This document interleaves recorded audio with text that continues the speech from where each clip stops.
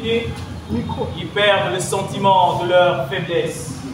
L'égalité entre eux cesse et l'état de guerre commence. Le pouvoir ne saurait se consolider que s'il est limité par un autre, disait Montesquieu.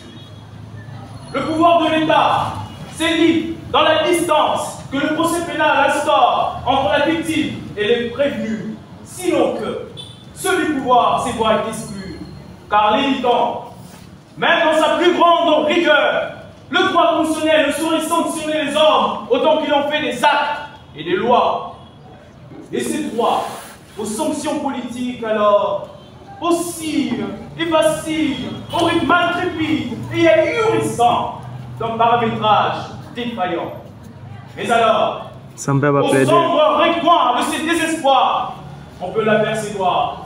Le voilà, arrivé du côté de l'azur, dans sa démarche rassurante, sous sa veine de protecteur, le droit pénal s'est revêtu de la tunique du constituant, afin de mettre fin à l'ère des intouchables.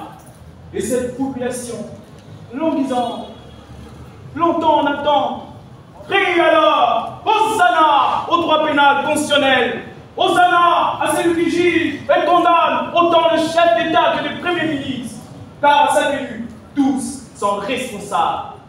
Mais alors, en ce qui voyant cela un affaiblissement, venez donc, les noms ensemble, parlez vous-même pour vous justifier.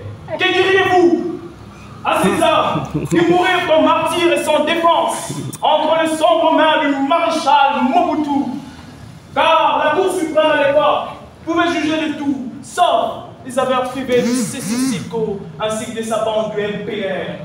Dites-le au droit pénal qui a vu son champ d'action s'élargir, car il s'est fait à la fois un droit général et spécifique, le disait le professeur Niamirou.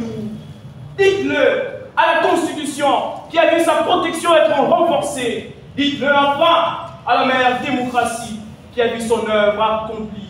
Car en réalité, c'est face à la rigueur de la peine que tous sont égaux. Ainsi, le pouvoir est rendu au souverain primaire. Je dis le peuple.